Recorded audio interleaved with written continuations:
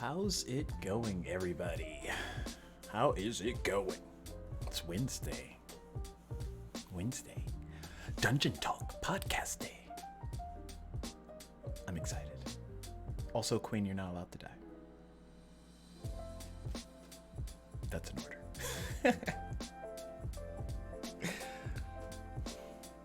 Boo. Are y'all ready for this? I don't think y'all are ready for this. New overlay, who this? Actually, it's not really that new. I just played around with it last minute, that's why I started so late. We need a Phoenix down quick. Oh no. We're never ready. That's pretty true. True statements. I got my iced tea mango. My Lipton's iced tea mango. It's not gonna last long. So welcome everybody to Dungeon Talk Podcast with STX Live. We got some things to talk about. How's it going? How's it going, everybody? Do that. Sweet. Just whoop whoop. Yes, so this is the second week that we are doing this podcast, and so far, so good. Consistent. Anyone that knows me knows that I am not very consistent with anything, so this is a bonus. Big bonus. We have a lot of things to talk about today, only because I wanted to get like note cards to make sure I didn't forget anything and make it look like I'm a newscast reporter, but we're gonna have to make do with my invisible note cards for right now. Aw, Kappa. Hey, I am not a perfect person. I'm just saying. Take one from F&H Paul's book. But yes, this is our second week for Dungeon Talk, and for those of you that know, we had one of our new shows debut last week, Final Fantasy VII, The Last Ancient, and it was pretty good. Like, I don't know if y'all were here for it. I know some of y'all were here for it because some of y'all were in it, but it was good. And everyone's looking forward to Johnny and the Nurse outfit next week. So we're gonna try and swing it because one of the things that I like about Final Fantasy is they don't take themselves too seriously, and especially in Final Fantasy VII, where Cloud has to literally dress up as a female in order to go get kind of go save Tifa with Aerith. Yeah, they don't care about crossing any threshold. So I think we might be able to work it, so that'll be fun. I do need to draw art for Johnny because I'm kind of behind on that, but hopefully I'll be able to dish that out before next week. There's a couple of other more pressing artworks that I have to do before then, so they're kind of the ones I need to, do. But today we're going to talk about Final Fantasy. We're going to talk about Tales of Diademia Season 2, which starts this Saturday. We might hit up some Waterdeep. I'm not sure. We might. We're going to have a new player in Waterdeep. We're going to talk about that. And what else is that I want to talk about? Oh, Rise of Sage Mist. So this past Sunday was supposed to be episode 1 of Rise of Sage Mist, and we kind of decided to postpone it. And yes, a new player for Waterdeep. So it's going to be 5 people in that session instead of 4. I'm so easily sidetracked. Rise of Sage Mist. Oh yeah, so this past Sunday, I swear I could not focus. This past Sunday was supposed to be our session 1 for Rise of Sage Mist. However, we decided to postpone it because it was Mother's Day. We wanted to make sure that people had time to spend with their families and, do Mother's Day things. So usually at least here, whenever it's some type of holiday, if I have the foresight for it, I will try and prep it so it's not on the calendar, like we're not scheduled to actually stream on those days, because usually let's say Christmas falls on a Friday, we're probably not going to do any Waterdeep, and we're probably not going to do any Final Fantasy or Tales of Diademia or Rise of Sage Mist, because those all fall on like a Thursday, Friday, Saturday, Sunday type deal, and I'm not trying to cut into people's free time. So try and keep that in mind, at least for the future coming up with us, because we love D&D, but we also love free time and spending it with our families. So, I mean, some people don't actually like to spend time with their families, but I'm not going to be the one responsible for you getting yelled at because you're over here on my channel. Ain't gonna happen. D&D is life though. Yeah, it is life. I mean, what's free time? Good question. I have not found out what that is yet, because every time I get free time, I like occupy it with something. So I don't know what free time actually is. It's that time I spend playing D&D. Yes. Also correct answer. But yeah, usually on holidays we try and not stream. Also, in case I do not say it soon, next month we will not be having any sessions on Saturday or Sunday because I have weekend duty at work.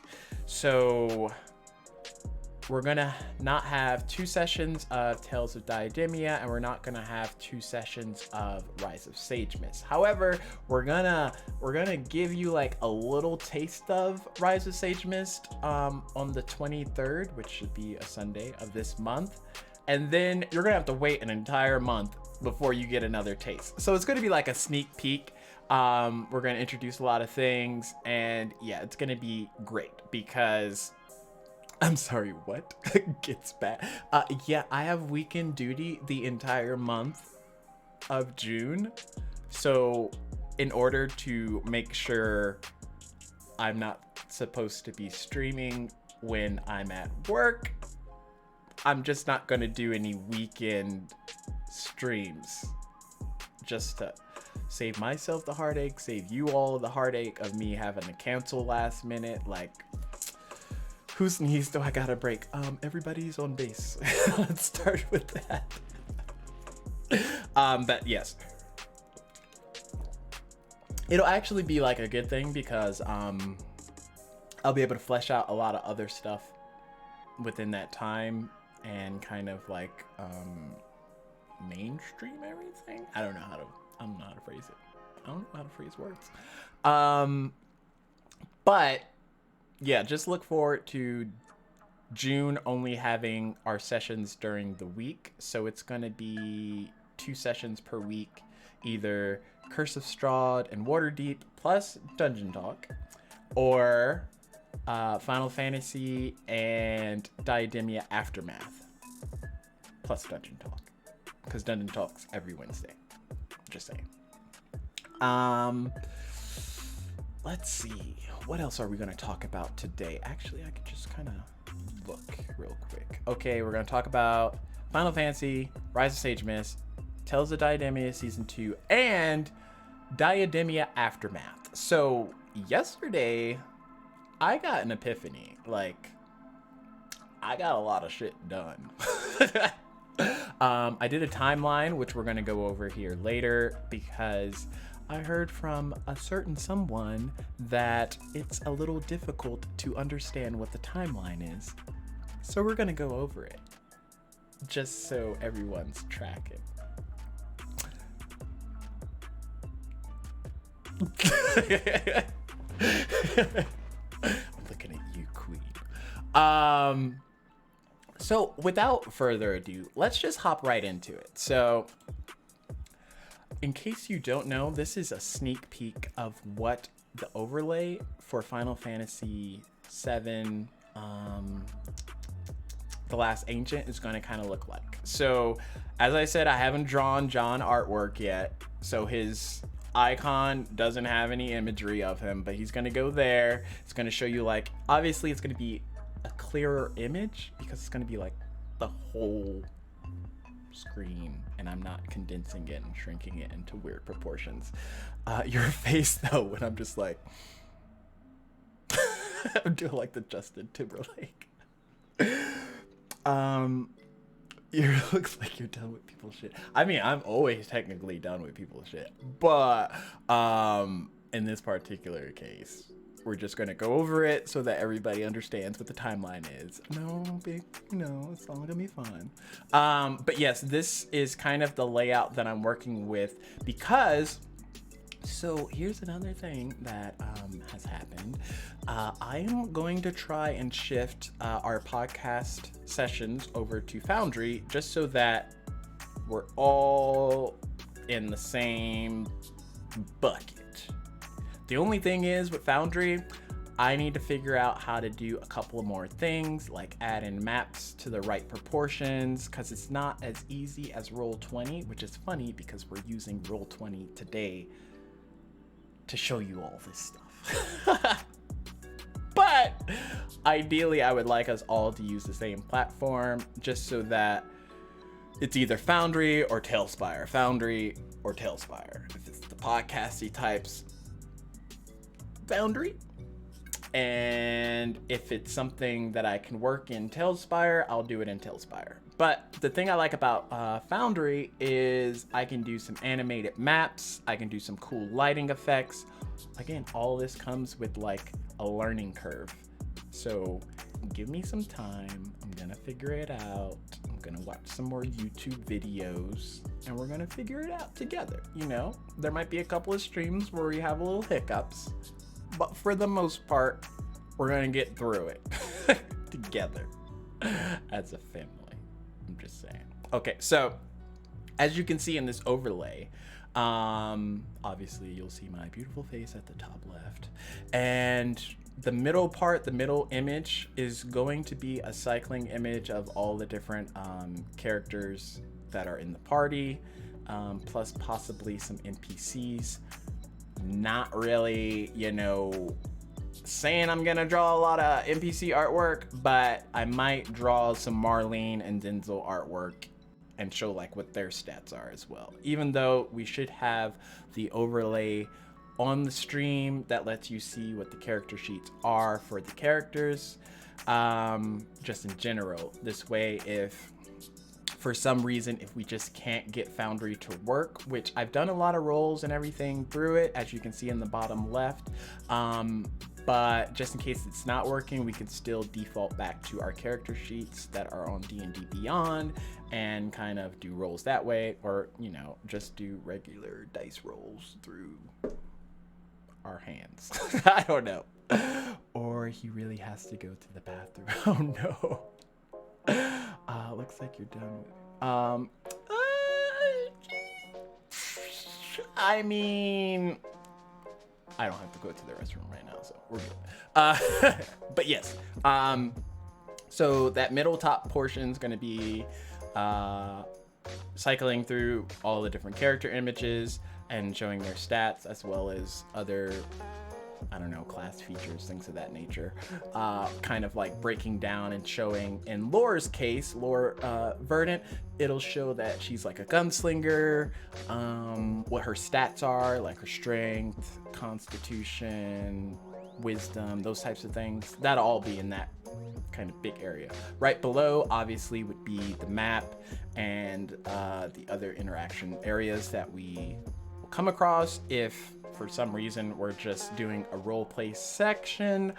I might just put like a regular default image in there because technically Final Fantasy VII The Last Ancient is also a podcast campaign, so I don't necessarily need to make sure you see all of our beautiful faces. I just show you what my face is so you can see all of my reactions when we're doing all of this, because it's fun, not because it's required.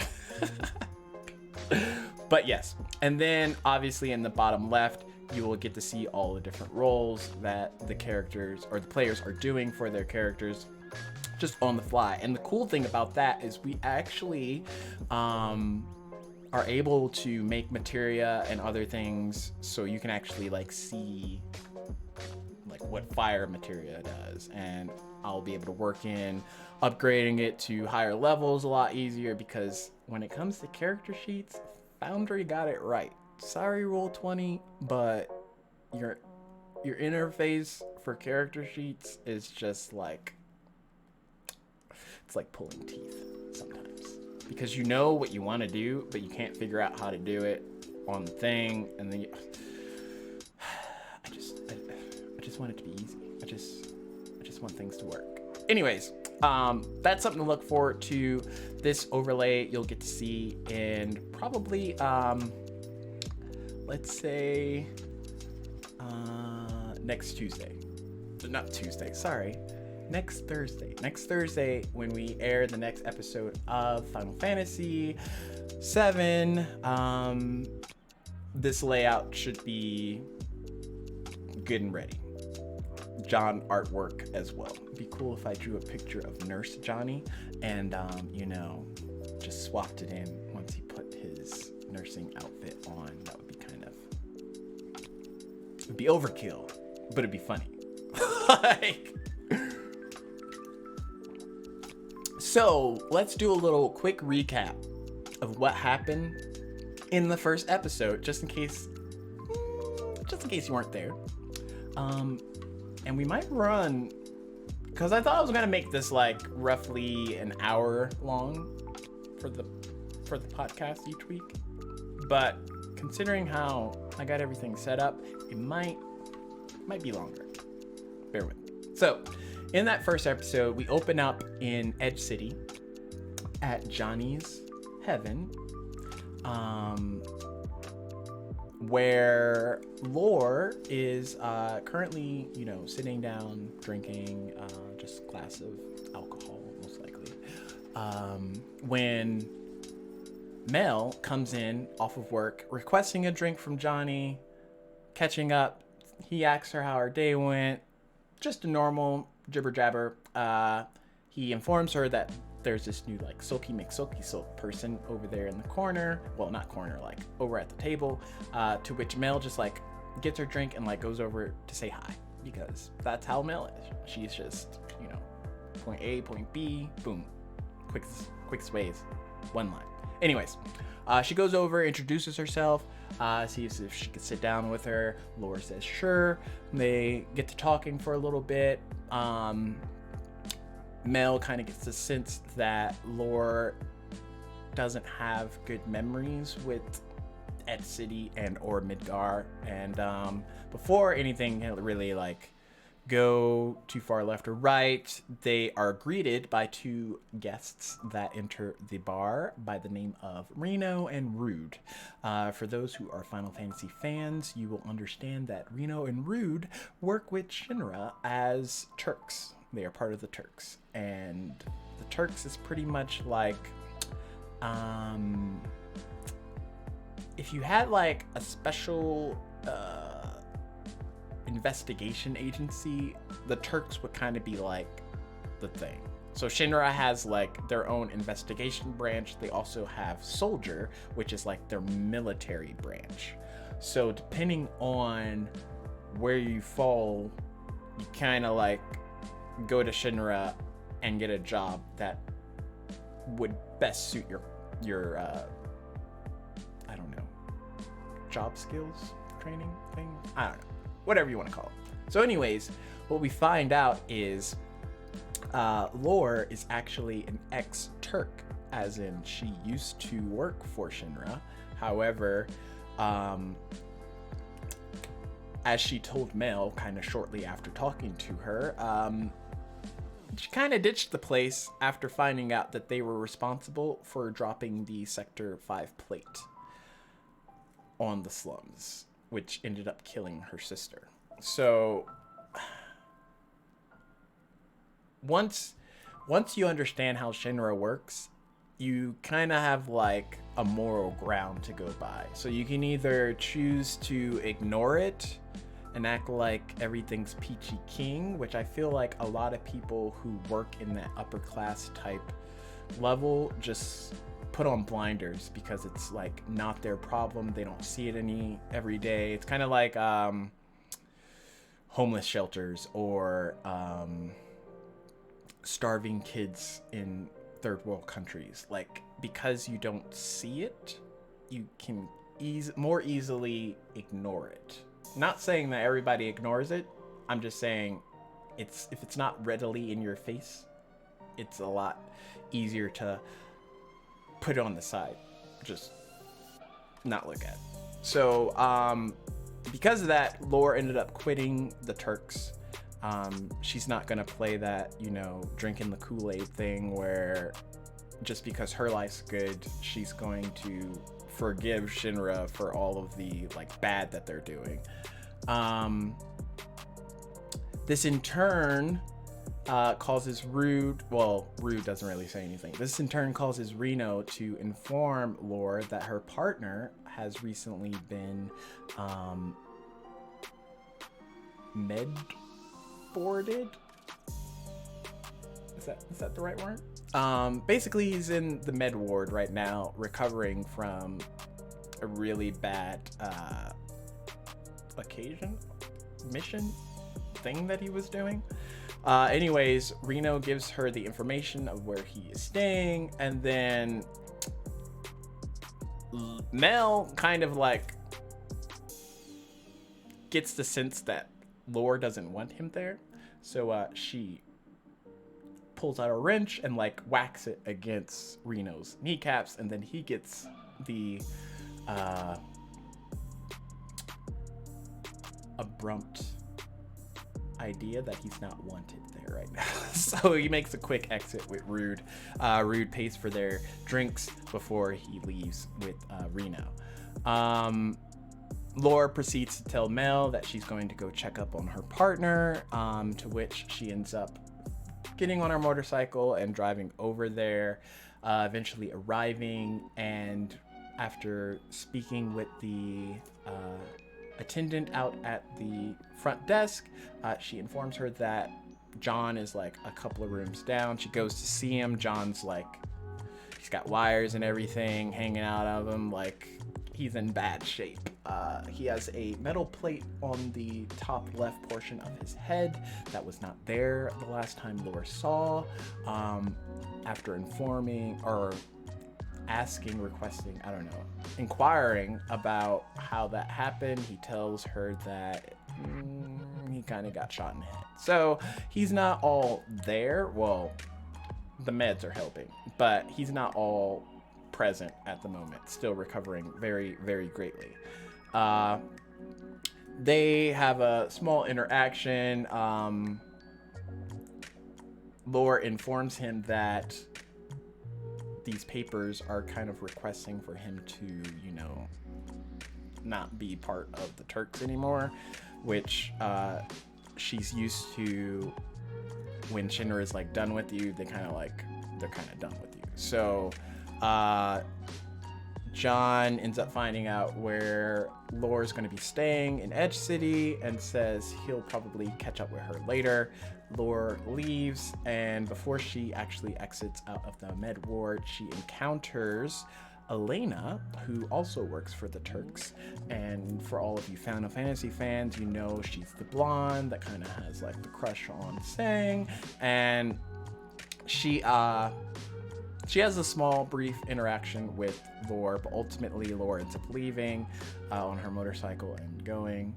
Elena goes and talks to John, tells her that she's sorry that he's, not part of the crew anymore, and that she's really going to miss him, convinces him to sign the legal paperwork mumbo jumbo. As soon as that happens, it's pretty much like a snap of the fingers. Soldier guards come in to more or less discharge John out of the med ward. So what we're having here is a lot of things are happening because you're kind of understanding how each of these characters are moving throughout this fantastical world, more or less. Everyone kind of has like different agendas, different things on their to-do lists, and it's kind of interesting. So back at Johnny's Heaven, Mel's just about to finish up her last drink, when Johnny informs her that he hired this new kid thanks to Tifa. He was doing her a favor, but he didn't show up, so he's wondering where he's at. Blew up his phone, you know, the usual, no response. Kids these days, you can't do anything with them. But eventually the kid comes in, apologizes, whatever. Johnny just pretty much tells him to go wash some dishes, like make yourself useful. So kid goes wash dishes. Fast forwarding back to the med ward, John gets up, leaves, makes a bunch of lewd requested jokes in relation to the soldier guys who are kind of in charge with making sure he exits the med ward without a scene. Pretty much tells him he's having sexual relations with one of the dude's wives, and then also says that the other guy was there to watch. So he gets dressed, makes his way out, convinces the nurse, which I forgot to mention who the nurse was. The nurse was someone that was taking care of Johnny. She is someone by the name of Marlene Wallace. For those who are paying attention, Marlene Wallace is the, I guess, adoptive daughter of Barrett Wallace, who more or less adopted Marlene after Marlene's father died in Final Fantasy VII, the game. Spoiler alert. But he's pretty much raised her since she was like 4, so she considers him to be her dad for all intents and purposes. She doesn't really remember much about her father Dane, only because she was so young when all of that stuff happened. Noted,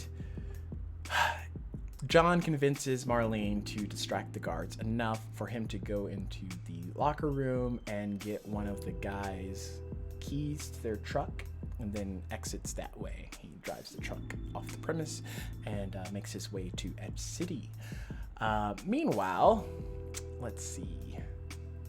Mel ends up going back to her shop, and she finds that it's unlocked, which is odd. She goes in cautiously, hears a bunch of rubble, makes her way back there, finds out that there's this bloodhound that made its way into her mechanic shop somehow, that was fiddling through some rubbish, and she's able to fight it off quickly, and it escapes out of a window.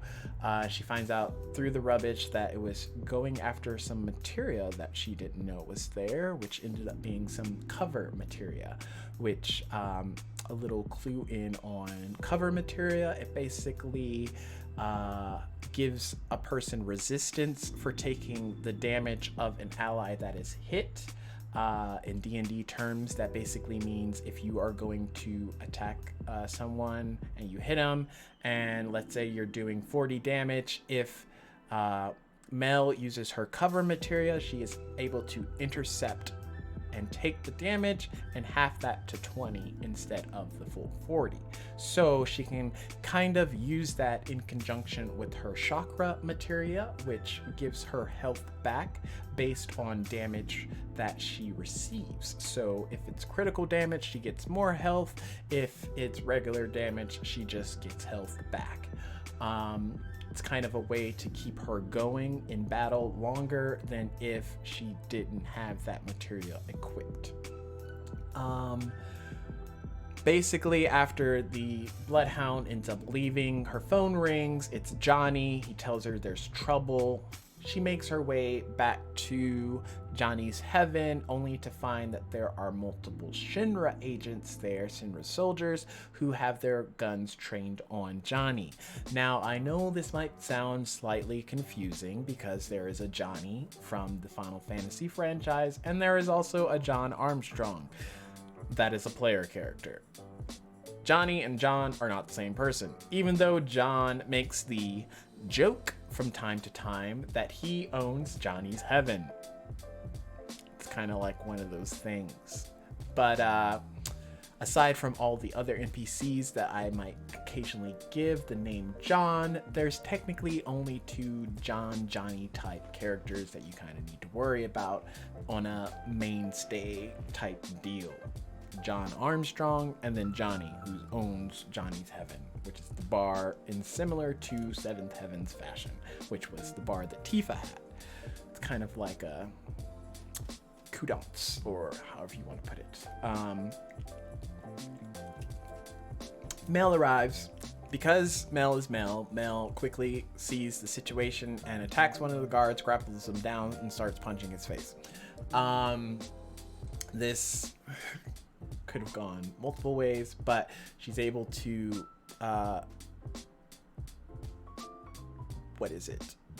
detain the situation enough as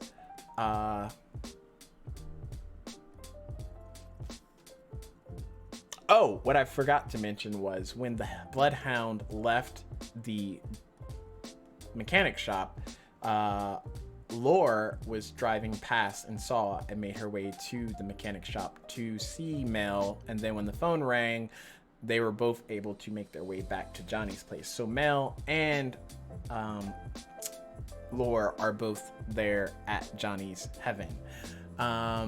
Mel uses her position as ex-soldier, and because she was kind of higher ranking, to pretty much tell the soldiers that they don't want to do this and they need to get the fuck out. So they see that it's Mel, they're like, yes ma'am. They understand that they're probably a little outclassed here, so they make their way out without any further confrontation. I think also John Armstrong arrives at that same time with his truck. So it's like a little meshing of all the heroes kind of interacting with each other for the first time. So after the Shinra guards leave, they start to question Johnny of why they were here. And he says that they were after the kid. He told the kid to run. They proceed to investigate the area, and it seems as if he left out the back. So shortly after they come to this conclusion, Marlene arrives at Johnny's Heaven and says that she got a text, or it was either a text or call from Denzel that told her that he was in trouble here, so she made her way here. She notices Lore, and John from the Med War recognizes them, proceeds to tell them who Denzel is, because they didn't know who the kid was. They just knew that Shinra's after this kid for some reason. They still don't know why they're after him. Eventually, they end up making their way to Mel's garage or shop, and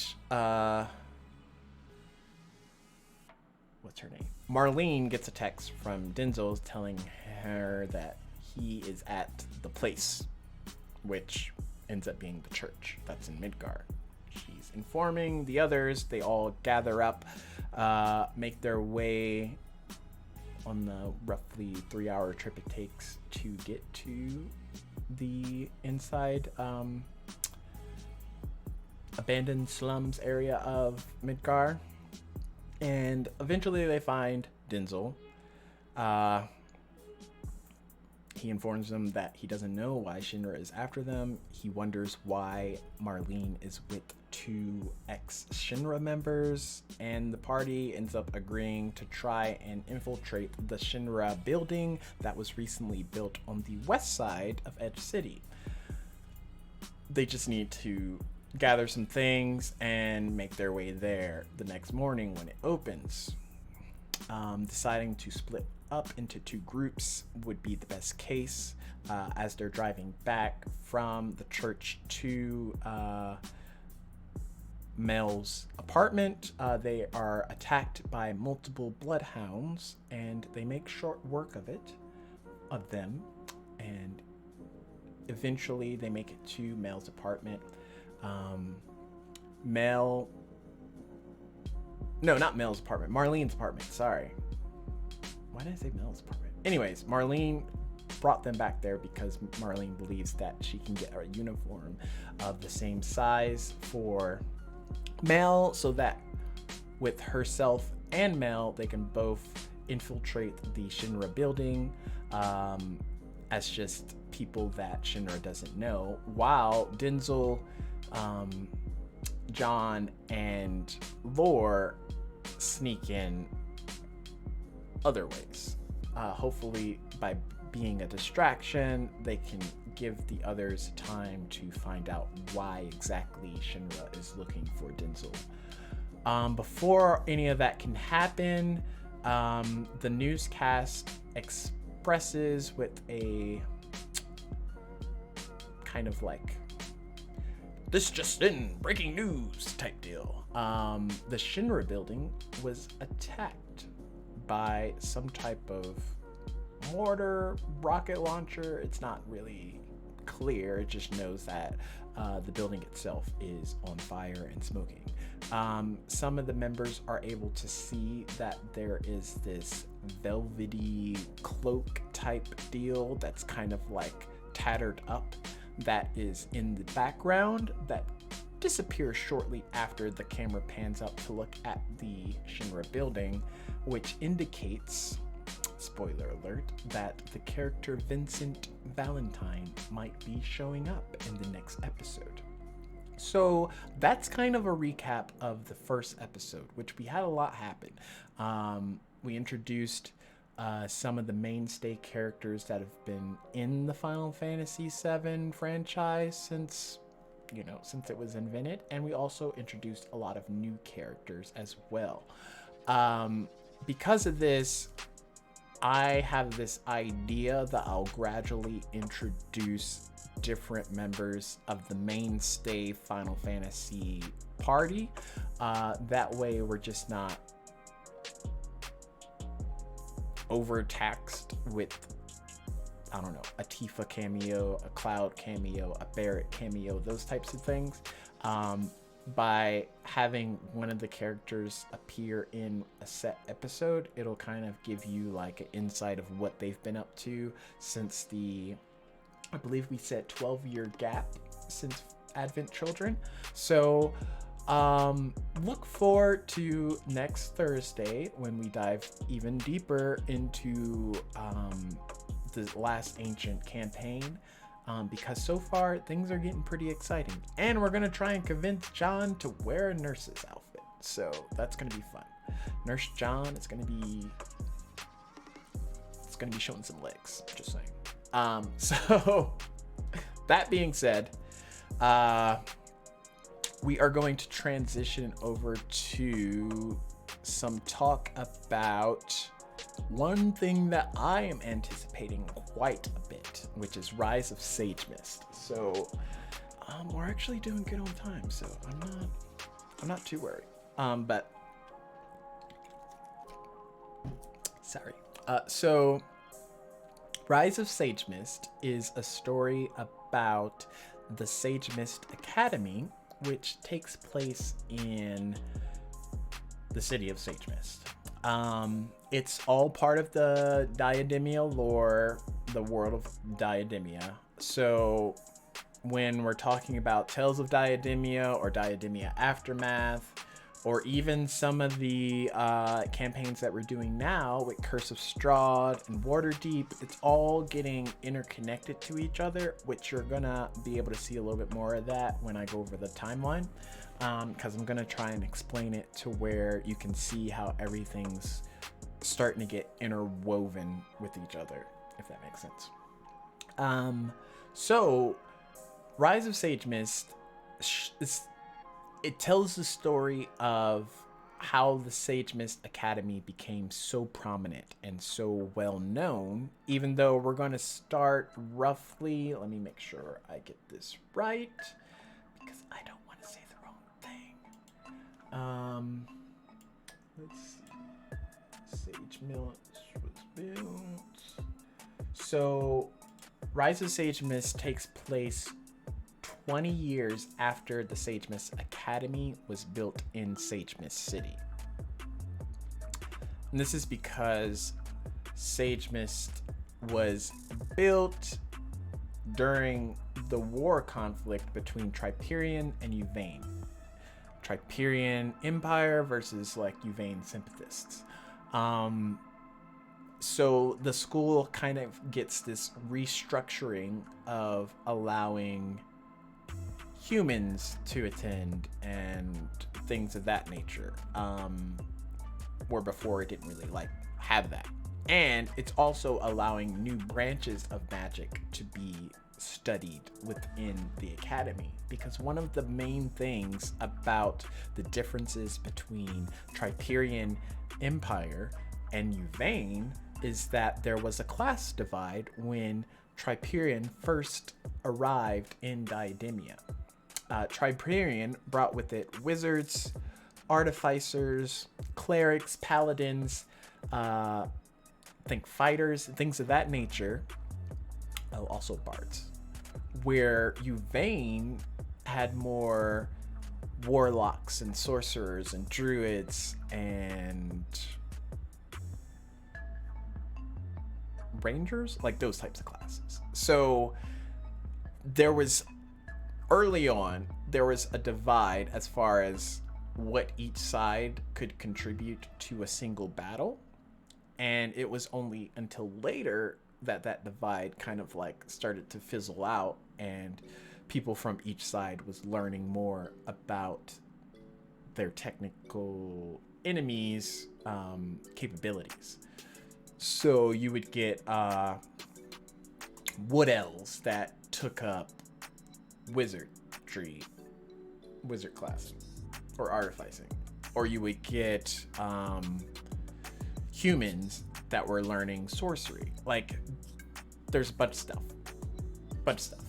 But basically, around this time when Rise of Sage Mist starts, there is an integration between people trying to understand more about magic, especially on levels where it's not familiar to them. So if you have whatever the race is, and you have this new branch of magic that's now available to them, there's going to be a lot of questions about what the capabilities of it is.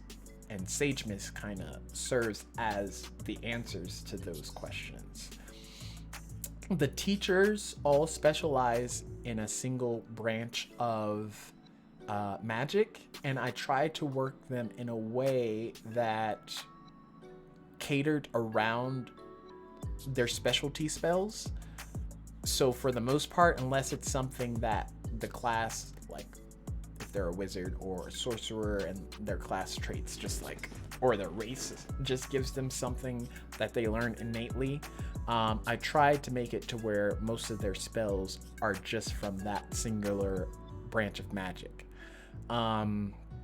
Now, this past Sunday, we did have a session 0 where I was able to assist some of the players who were available and kind of give them like a rundown of what Sage Mist was about. That way, when it came to like creating their players or their characters, it would be a lot easier because they kind of had like source information about the school, and they can figure out like how to integrate their character in it a lot better. We went over backstories and all things of that nature, but I won't really go into that here because I want that to be a surprise for all of you whenever you watch Rise of Sage Mist the 23rd of this month on Sunday, 9 to 12 Mountain Standard Time. I had to make sure I just drop that in like that time. But I want you to kind of see the characters grow on stream rather than me just tell you about the characters. So instead, I'm going to tell you more about the school itself. So let's see, move this to the back. When I designed the school way back, okay, so this is gonna cause me to kind of split my mind because initially Sage Mist Academy was just this concept in our first D&D campaign that I did a couple of years back. That was just a place that they came across once they came into Sage Mist City.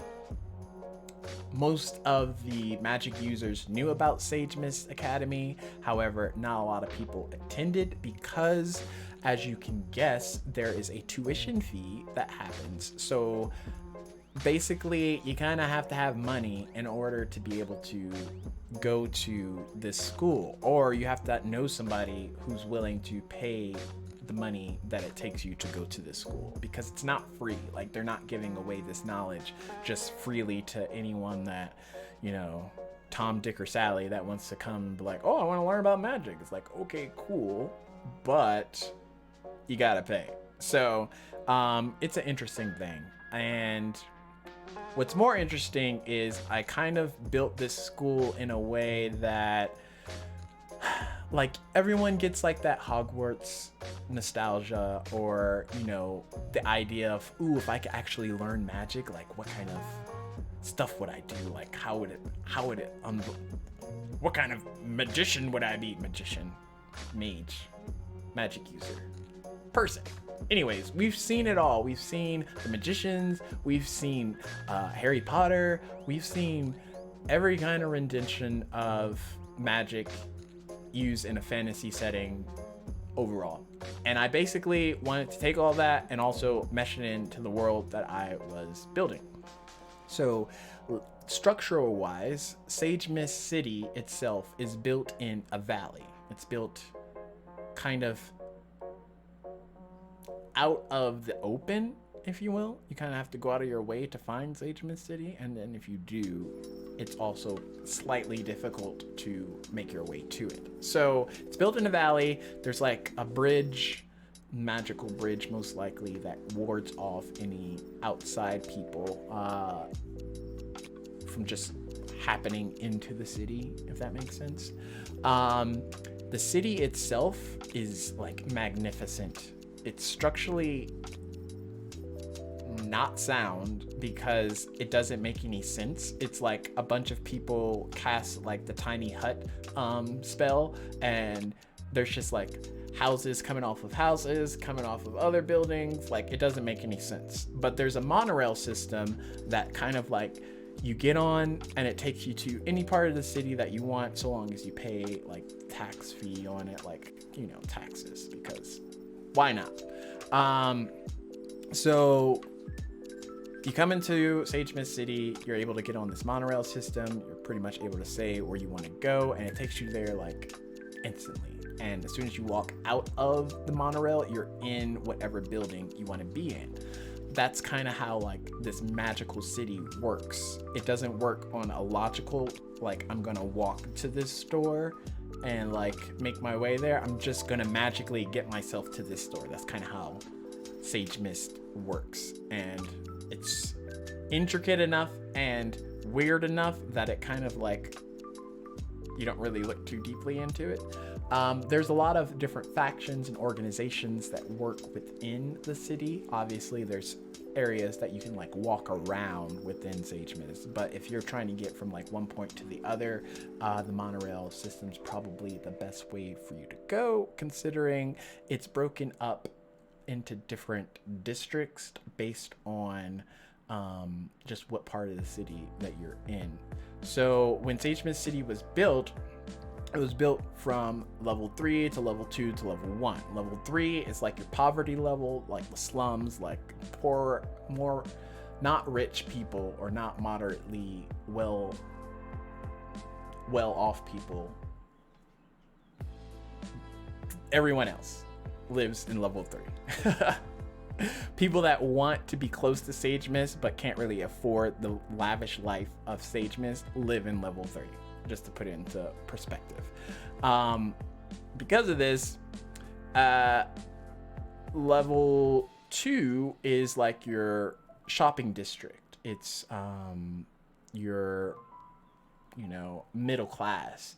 It's your dignitaries, not your lords and ladies, but it's like close enough to it. Like, you can find people of relative importance, even like your mayor. He'll live in level 2. Same deal, traversing through the city. Monorail is probably your best go. Top level, first level, rich people live there. Mostly your lords and ladies, or royalty therein, live in level 1 because that's just how it is. Now, the other important thing about Sage Mist is that because it's built into this valley, when this magical mist kind of like permeates throughout the valley or throughout the world in general, because okay, so there's this magical mist that's just in the world of Diademia that like progressively shifts its location magically. Let that sink in.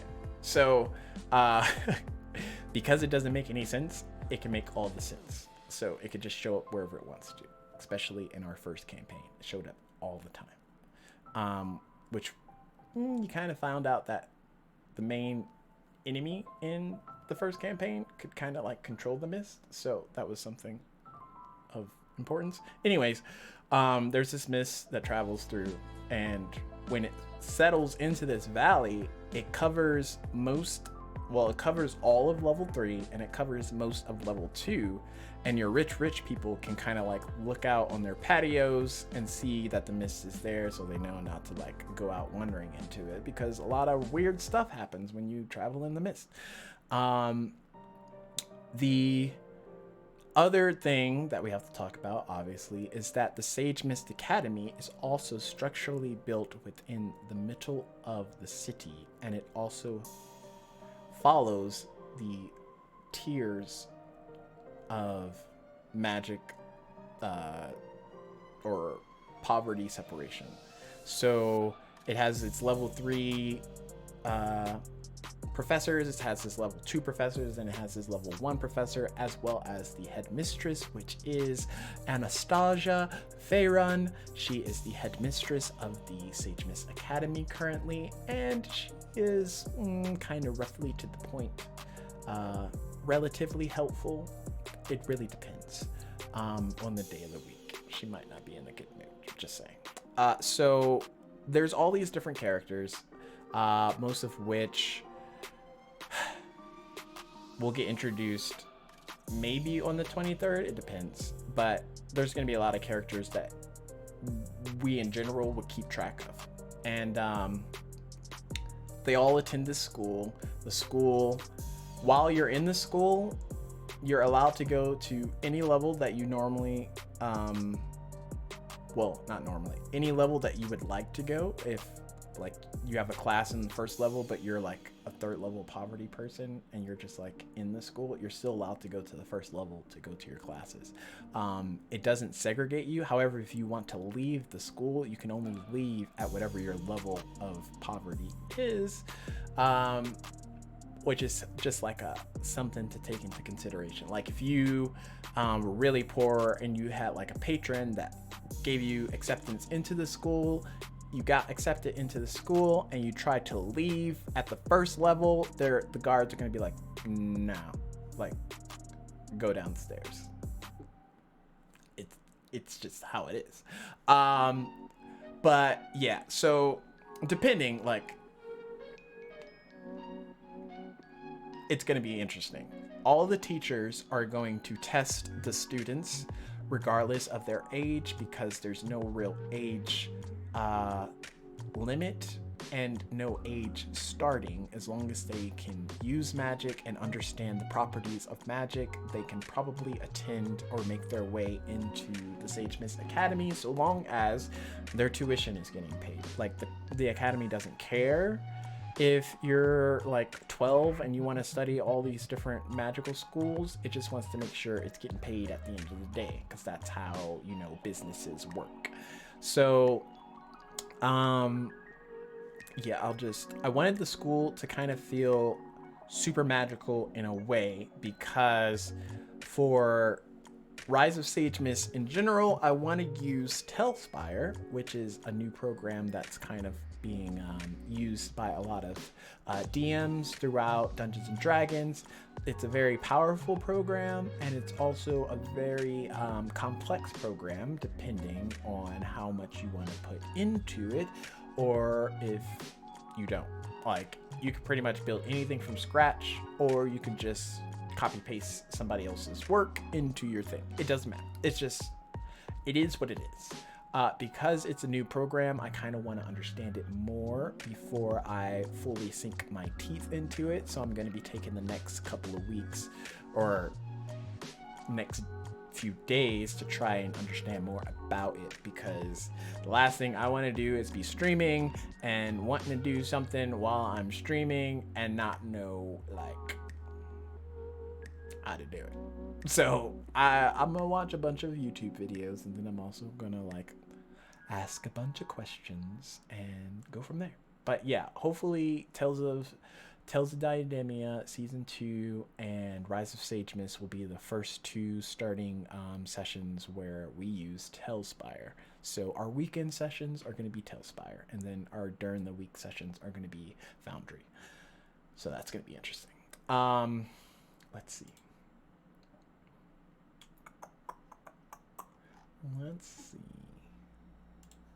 The other thing, like, I want it to be so unrealistic in certain ways that you can sense that it's really magical, and then realistic in like, oh yeah, I could totally see that in a magic school.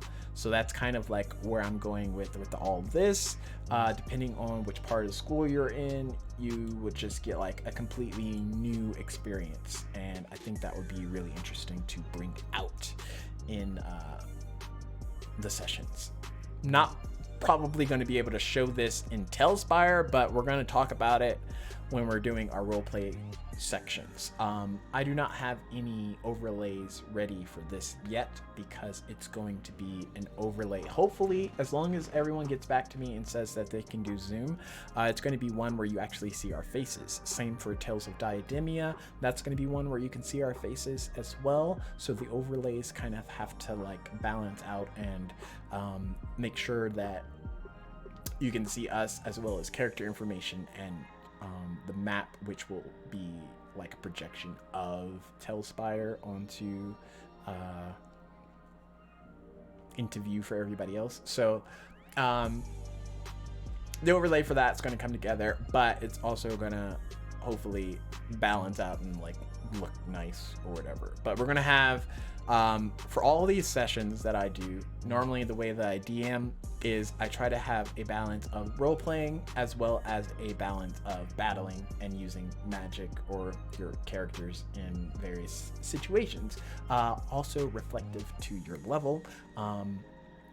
As I was telling the people, well, I wasn't telling everybody, but I was telling some of the people in Tales of Diademia Season 2, because I was giving out new items and stuff and letting them pick like more powerful stuff to start out with.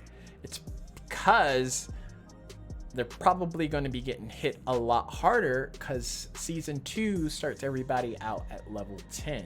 And if you're a level 10 character, you can deal with a lot more stuff than if you're a level 5 or 6 character. But yeah, it's going to be interesting. They're going to have to use their magic in like interesting ways, at least for Rise of Sage Mist, which is going to be cool.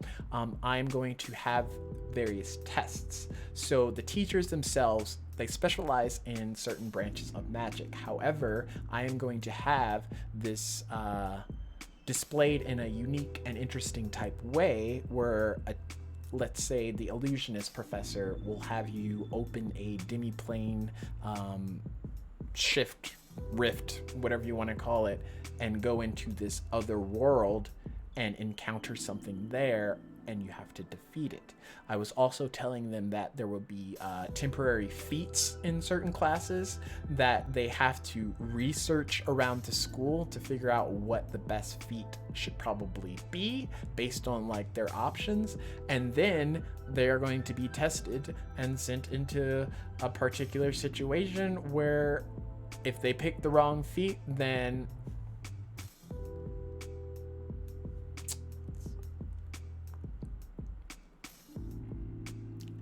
on them.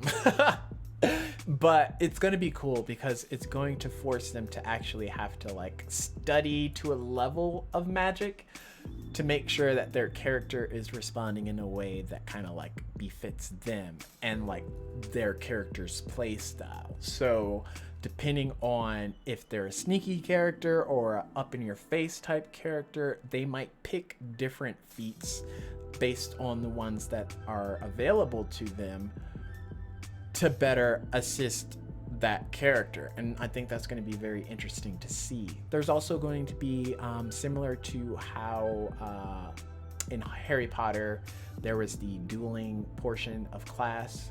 There's going to be kind of like a no actual dying scenario, but a situation where the professors are pairing the students up against each other to see how well they do in an actual spell fight or an actual fight. Like, what can they do? And I hope by being able to introduce all of these different types of ways to use magic, like thinking outside of the box, it's going to kind of like trickle over into their play style and other things, because now they're like, well, I played Rise of Sage Mist, and we did this one class mission where I ended up using magic in a way that I didn't think I would actually have to use magic, and it was really cool. So I might actually carry that over into another session that I'm doing. Like, that's the kind of stuff that I hope like branches out from this. But as not to talk about too much about Rise of Sage Mist, we will continue right over, stay on schedule, do our thing. The other important part of everything is this Saturday, when we do our next episode of Tales of Diademia, we are going to be changing a bunch of stuff. So, as I said before, this is a year after the first season. First season of Tales of Diademia ended on a very climactic end, as war was literally breaking out as our heroes were trying to like recover from the god games that they just came back from. Like, they didn't have a chance to breathe before Triperian Empire is just like shooting down on their location. We're gonna open up, introduce some new characters, because we have a new player that we're humbly accepting into our group, as well as in Waterdeep, which takes place this Friday. We have a new player who she plays in other sessions, namely Curse of Strahd and Final Fantasy, and she is going to humbly play with us in Waterdeep as a character that I'm familiar with, but you're gonna get to see for the first time here on STX_live. Waterdeep Dragon Heist. Like, yeah, it's gonna be cool. Because I have encountered a lot of our different characters as either as a DM or as a player in various sessions, I am trying to work all that into just making the world that much more known and realistic, interesting. That's why when I introduce her as a new player in Waterdeep, it's going to carry over some of the story that I already know about her in the previous session that I was in with her as our like homebrew party. So that's going to be fun, because I'm sure she's going to be like, I don't know what's going on. And then everybody's going to be like, I don't know what's going on. And there's going to be a bunch of people like, what's going on? And you won't really put the pieces together until you start watching all of our different sessions, and it kind of like layers the story of like what's actually happening. And it's going to be good. It's going to be pretty intense, especially for the people that's been with us for like the long haul.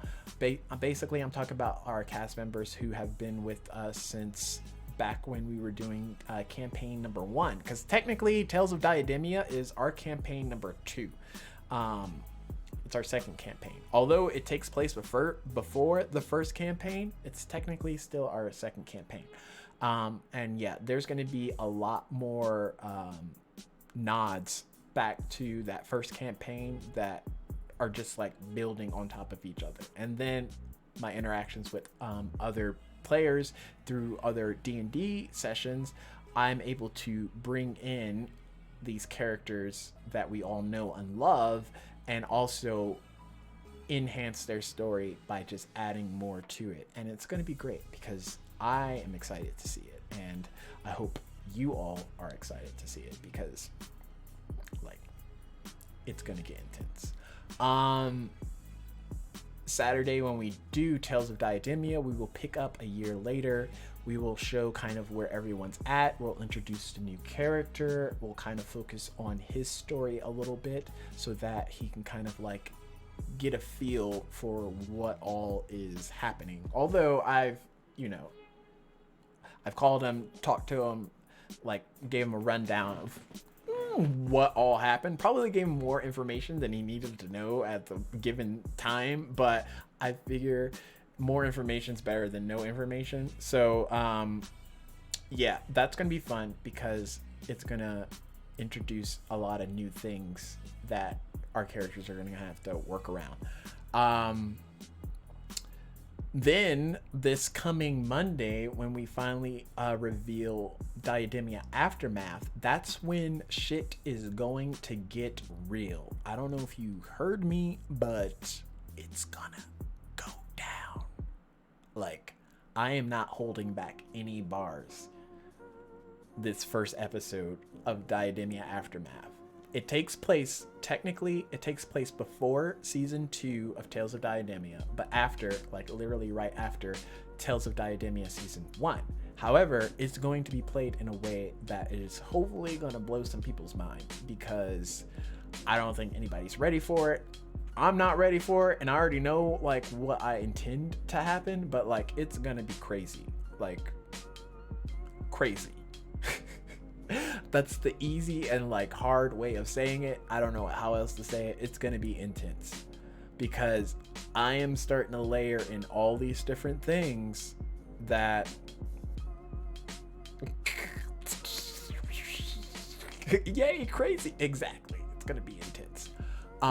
But hopefully it's just gonna make it that much better, because like that's the beauty of D&D. So let's see. Diademia Aftermath is kind of, I pitch it as like a Guardians of the Galaxy meets Pirates of the Caribbean. Like they're on this airship called the Dumpster Fire, and they're traversing through demiplane after demiplane. Like once you see how high the stakes are, you're gonna kind of see why this group that's never really worked together is going to need to like, they're gonna have to get their shit together. Like get your shit, put it in the bag, however you want to say it. Like they're gonna have to do it, and hopefully I'll be able to send that home on this first episode just to show how like intense everything is. But I don't want to, over talk about anything in particular. If there's anyone in chat that wants to ask a particular question, wants to know some like tidbits that I might be able to like tell them about, you can go ahead and just type them up, and I will do my best to answer them, at least answer them in a way that isn't like completely chock full of spoilers. But if not, we will give it a couple of more minutes and then probably call this one wraps. And I just went over a little bit by an hour, and we started late, so technically I'm doing good for time. So yeah, we still have time for some questions and answers, and I'm pretty much capable of answering anything, if that makes sense.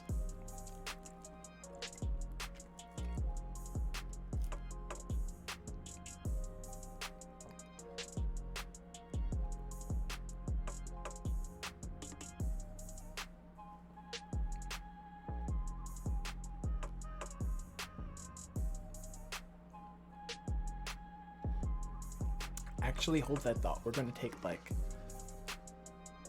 a 5-minute break. If anybody has any questions during that time, be sure to put them in the chat box. I will come back answer whatever I can, and then we'll kind of go into our closing announcements. But yes, 5 minutes. Ask as many questions as you want. I'll answer all of them, and we'll be back.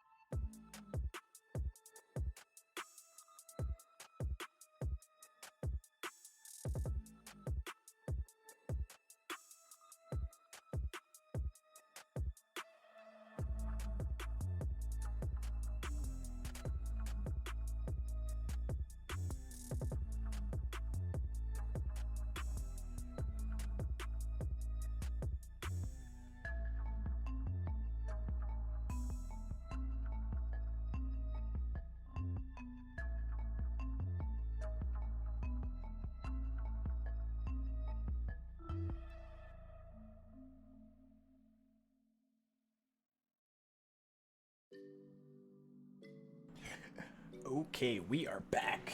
Let's just switch over to the podcast one again. Okay. So if y'all don't have any questions, I will wrap up things by going into our final announcements. Okay, for the first announcement, I specifically am looking for writers out there. Any writers that enjoy writing lots of things. Basically, I'm trying to hire a recap writer, someone that is going to be paid to write roughly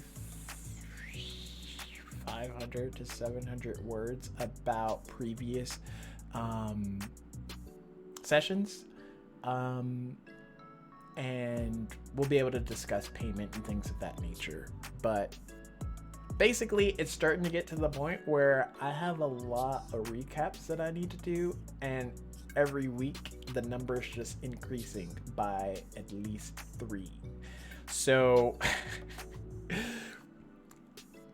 it's intense. But it's not to say that I won't get around to writing all of them. It's just gonna take me a minute, and anyone that knows me knows that I would rather just pay somebody to do it for me than actually do it. But that's something to put out there. If somebody likes writing and they watch enough of our sessions to be able to recap them in a, decent enough manner, I can hire them as our recap person thing. So if that's the case, just send me a message on Discord, join our Discord, and look me up, STX-live there, and say that you're interested, and I'll see like how your writing skills are and if they would mesh well with recapping and all that other stuff. So if that's something that interests you, just let me know. The other announcement is today I am going to be playing Whisper on Realms of Ukador at 6 to 10 p.m. Pacific, which is 7 to 11 p.m. Mountain Standard Time. I think we're only going till 10 o'clock my time, so whatever the math is for that. But anyways, I get to play Whisper, my Hex Blood Warlock, and I'm going to be very excited for it. But be sure to tune by. If you're on the Discord, I'll probably be posting a message to say when we're about to go live, just so that you can come in and say hi and hang out and watch us, continue down our shenanigans. But yes, that is going to be today, later today. Just putting that out there. Whisper's cool people. I like them. Other than that, come back here on Friday from 12 to 3 p.m.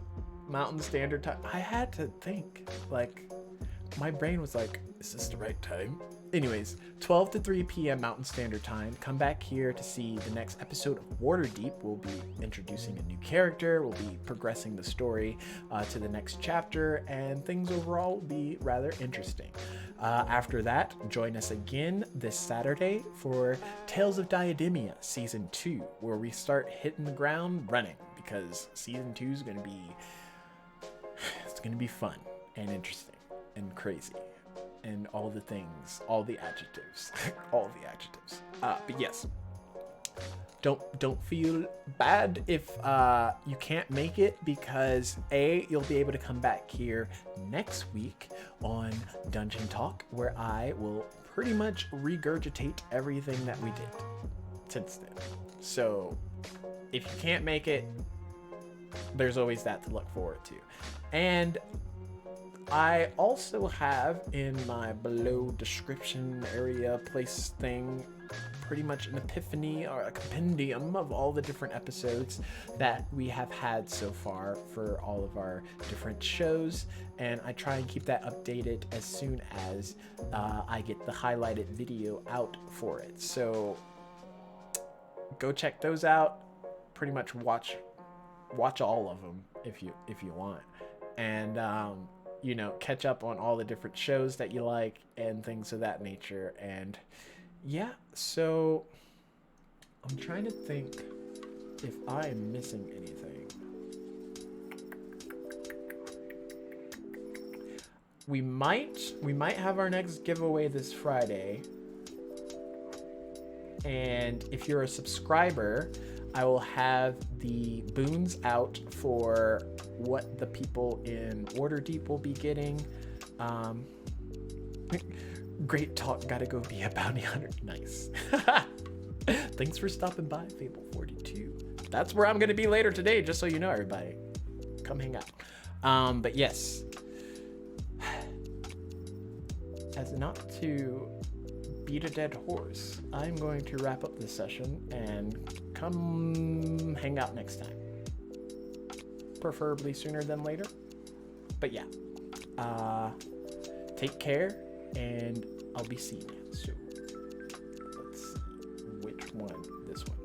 This is the right screen, I'm pretty sure. Yep, it's the right screen.